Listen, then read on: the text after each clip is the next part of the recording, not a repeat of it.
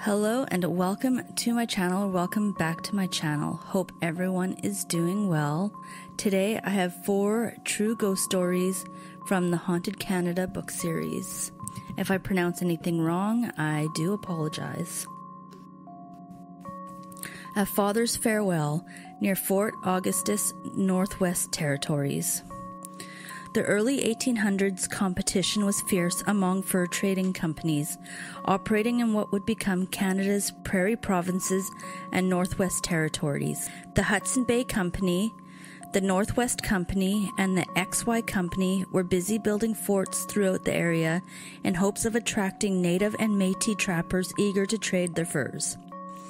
James King was a trader for the Northwest Company operating around the North Saskatchewan River in 1802.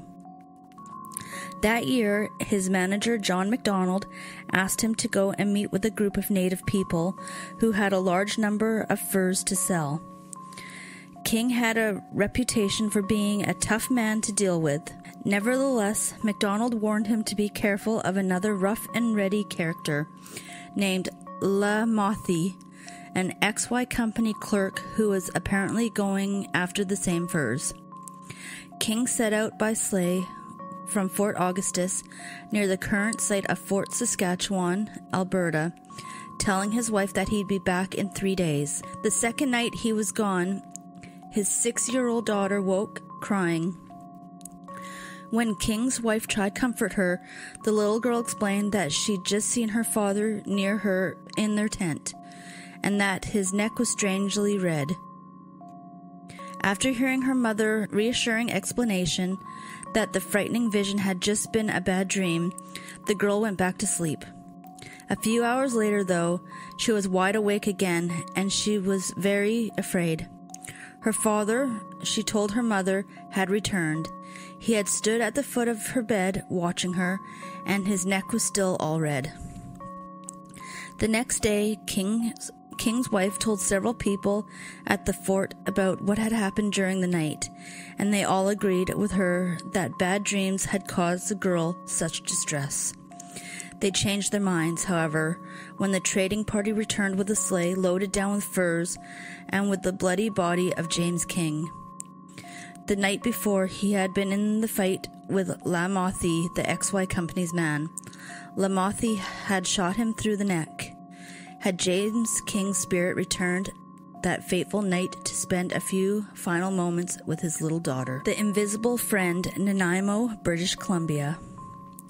It's not unusual for a young child to invent an imaginary playmate, but when several children at a daycare center in Nanaimo, British Columbia started chatting with the same make-believe friend, caregivers wondered what was going on. A few youngsters even drew similar pictures of the mysterious child, in a white nightgown playing with a red ball. Could it be that the children were seeing one of the said to haunt Beban House? Beban House was built in the late 1920s by Frank Beban, an immigrant from New Zealand who made his fortune in the lumber business. Beban moved into the impressive log mansion with his wife and 4 children in 1930 and lived there until his death in 1952. In 1953, the city of Nanaimo bought the house and the more than 60 hectares of Beban estate land surrounding it. Over the years, the city put the property to good use, creating parkland and playing fields and building a sports complex and other facilities used by various community groups. But for 4 decades, the mansion itself was largely neglected. Restored in the 1990s, in 1997 it became the new home to Nanaimo's Tourism Bureau. Before that, a daycare center had occupied the main floor. Some of the children attending the center then, and several people who have worked in the building, appear to have one thing in common: an unexplained encounter with an eerie presence in the house. Various organizations have offices in Beban House now, and some of their staff have reported unsettling experiences such as the sounds of dishes clattering in an empty room, water taps turning on mysteriously in a washroom, and cupboard doors and filing cabinet drawers flying open on their own. People have heard light footsteps scurrying up and down the stairs and heavy footsteps stomping in an empty room in the second floor. A woman has appeared suddenly in a hallway and then vanished as quickly as she came. And late at night, when no one is in the building, passerbys have seen a glowing light in the upstairs windows. Frank Beban and his wife loved their beautiful home. Could it be that they have been reluctant to leave it? Is Frank walking heavy-footed around his den? And is he the one opening the doors to the cupboard where he once kept his finest Scotch whiskey? And is his wife appearing in the hall, or clinking cups and saucers as she prepares to serve tea to some of her lady friends? Some people think so, but what about the lighter footsteps and the water taps and lights being turned on? Could another spirit, a young and mischievous one, also be lingering in the mansion? A few people have felt particularly uneasy in some rooms in the basement where the Beban family's servants had lived. One of these servants, a Chinese boy, had died there, and a psychic researcher who visited the house strongly sensed his spirit's presence on the lower floor. Is it his ghost, with hair in a traditional Chinese braid, that appeared in the daycare children's artwork? Maybe. After so many lonely years in the empty house, the boy's spirit introduced itself to the children, hoping they would want to play with him and his red ball. Halloween Horror, St. John, New Brunswick. There are those who believe that an unsettling air remains at the scene of a particularly vicious crime long after it is committed. That may explain why. For years after the murder of Maggie Vell and her baby girl Ella May, horses would balk as they approached a certain spot on Black River Road in St. John, New Brunswick. In September of 1869, children out berry picking discovered the skeletal remains of mother and a child in a wooded area near the road. They couldn't be identified right away, but as news of the horrifying discovery spread, people came forward with clues that led authorities to identify the victims, and after 2 weeks, to charge a man named John A. Monroe with their murders. The people of St. John were shocked. John Monroe was a pillar of the community. He was a well-known architect who had designed several buildings in the town. Though he had a wife and 2 young children, he had taken up with Maggie Vell, and little Emma May was his daughter. Monroe claimed he was innocent of the murders, but he was tried, found guilty, and sentenced to death. The week before he was hanged in February of 1870, he finally confessed that he had killed Maggie and Ella on October 31st, All Hallows Eve, in 1868. John A. Monroe is buried at Fernhill Cemetery in St. John. Over the years, a story has persisted that on Halloween night an eerie green glow emanates from beneath his tombstone.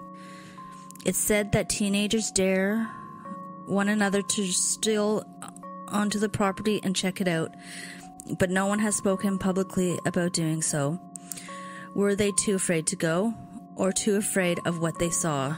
Whatever the reasons, they remain as silent as the grave.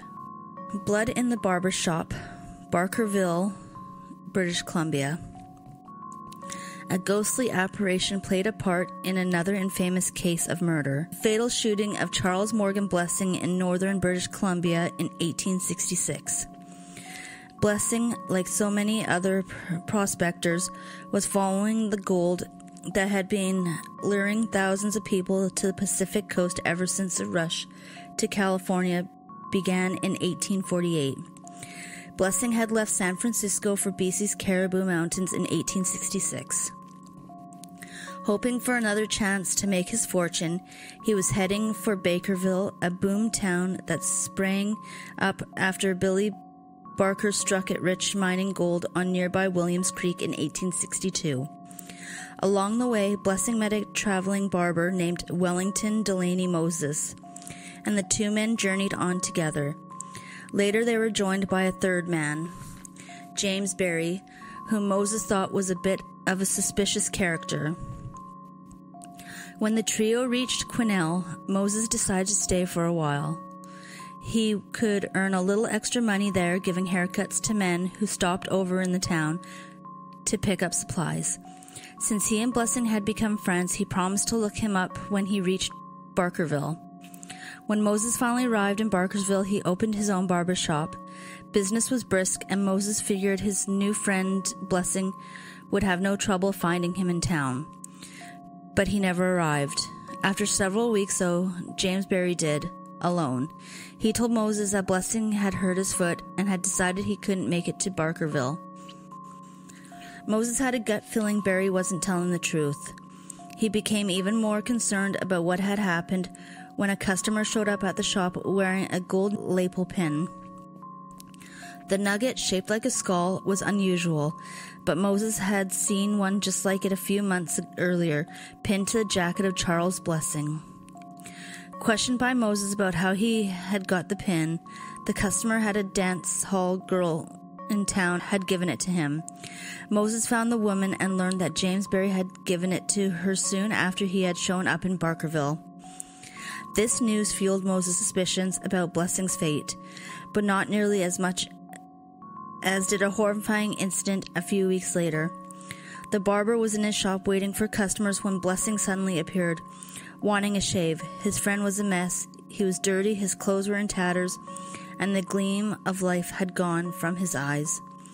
Moses immediately prepared a hot towel and wrapped Blessing's face in it, then reached for his razor. When he turned back, he recoiled in horror. The towel covering Blessing's face was wet through with blood. Trembling, he reached for a corner of the cloth, but suddenly the chair was empty. Blessing was gone.